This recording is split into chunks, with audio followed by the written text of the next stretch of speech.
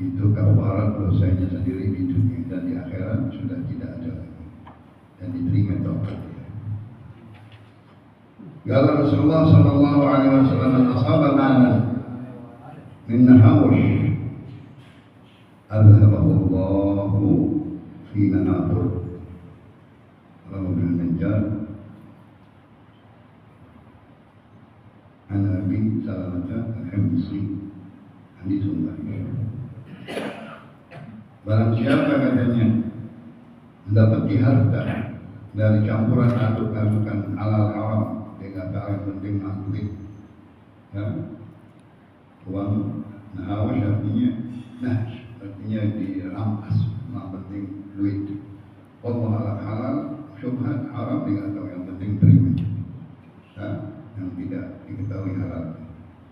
Adhabahullah binahadur, ya, uang itu uang panas akan terbuang ke maksiat. Nauzubillah min. Uang dari yang haram akan keluar ke yang haram, mahalik, yang membinasakan dia, menjadi sebab-sebab kejadian-kejadian yang tidak baik karena asal uangnya haram dibuang ke haram, akhirnya dia bisa jadi binasa dari uang tersebut.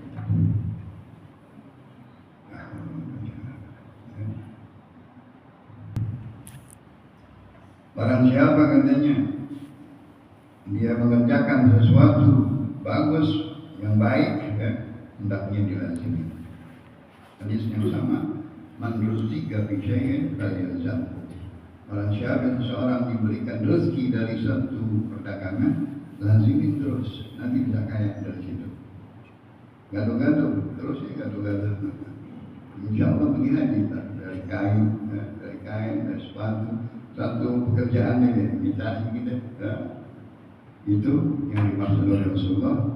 Dia lazim istiqomah di dalam satu perkara, ya. Dia mendapatkan pekerjaan, ijarah, sana'ah, ya. Dia lazim itu pekerjaan. Terus nanti dapat berkah. Karena istiqomahnya di dalam usaha satu. Contohnya banyak, kita usaha ini berhenti soal ini, akhirnya semuanya ada dapat. Nabi Yusuf ada Yusuf, hanya dapat dari Yusuf, dan dapat dari Yusuf. Tapi kata Rasulullah, man nasaba min syai'in falyalzam. Barang siapa dapat untung dari sesuatu pekerjaan yang baik, terusin, lazim itu terus. Nanti mendapatkan keberkahan. Dan rezeki bi syai'in falyalzam. Barang siapa mendapatkan rezeki satu bidang dagangan, ya, cara atau dia ahli sesuatu, boleh, ya. Nanti dia lazimin dan itulah dapat keberkahan kekayaan. Wallahu a'lam bishawab.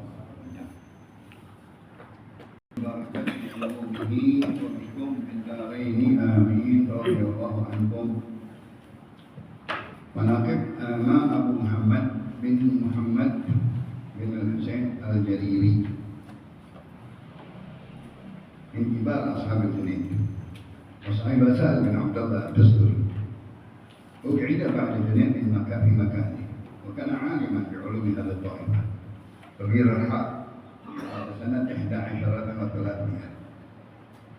Imam Al-Jariri terkenal dengan julukannya Al-Jariri, nisbah daripada kakek moyangnya Jarir bin Abdullah Al-Bajri, ya.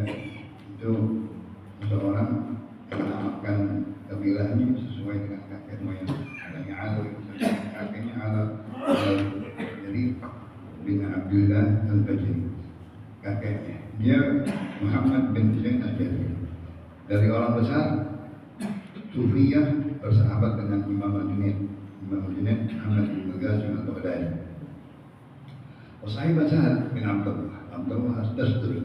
Dia bersahabat juga, mengalami di sezaman dengan Imam Sahal bin Abdullah As-Dasturi, orang-orang alim Pak Sufi. Di masa tuanya Uqaidah Ba'dad, dia pengganti dari Imam Junaid di dalam kedudukan kepala Sufiyah. Bahkan alim, ya orang alim, dari ilmu-ilmu yang banyak dan terutama ilmu sufi. Kabirul Haq, besar keadaannya, al-ihwalnya di dalam karomahnya. Ya. Mata sana ihda wa asyarah adalah ini. Dia mati tahun 311. سمعت أبا عبد الله الشيرازي يقول سمعت أحمد بن عطاء البغدادي يقول مات جريري سنة الهجير فجدت به بعد سنة فجزت به بعد سنة فإذا هو مستند جالس وركبته إلى صدره وهو مشير إلى الله بأصبعه. Tatkala mati katanya Imam Al-Jariri di tahun itu, tahun Habir, tahun kelaparan, ya. Wajah tuhi pada sana hilang setahun daripada masa tersebut. Ya. Beda wa mustandir dan jalis. Dan perawi ini kalimat di Imam Atta bin Ahmad al-Atta kembali.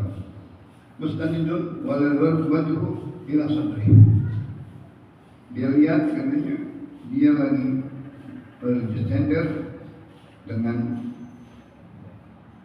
mengangkat daripada kedua rukbahnya, apa namanya, lututnya, jadinya ke badannya.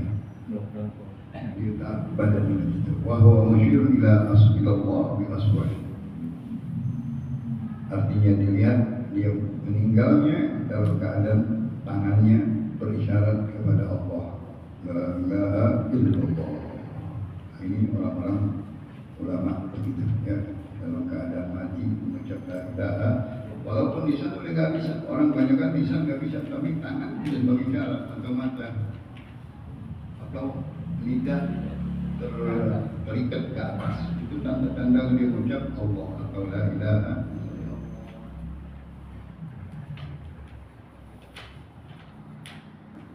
Ia hukmi syahwat, mahsuran fi sijnil hawa. Haram Allah ala qalbil bawaid, ala yastalidhu bi kalamil haq. Jadi barang siapa yang dikuasai oleh hawa nafsunya, maka dia jadi budak hawa nafsu.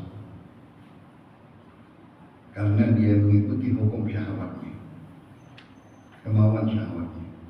Mahsuran di sijnil hawa, dia terpenjara di dalam penjara hawa nafsunya, tidak bisa keluar dari itu. Haram Allah ala qalbil bawaid. Allah haramkan hatinya nggak bisa keluar faedah-faedah, hikmah-hikmah ilmu, karena dia berumuran dengan syahwat, dengan hawa nafsu. Kalau setelah itu dikalamillah hak ta'ala, tidak ada lezatnya dia membaca kalamullah Al-Quran sama sekali, walaupun dia membaca Al-Quran.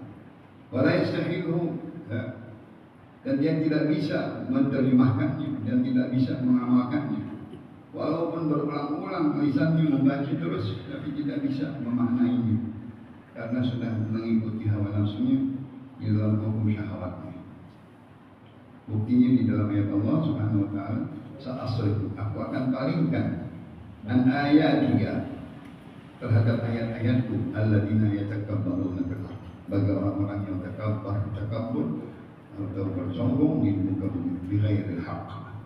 Orang yang sombong, orang yang bermaksiat, dia sombong sama Allah, melawan Allah, menantang Allah, Allah larang dia kerja, itu sombong sama Allah. Ya. Orang-orang yang mengikuti hawa nafsunya, terus dia diikuti Allah, dia tunduk sama Allah, dia nggak mau diikuti hawa nafsunya jadi Tuhan. Alhamdulillah.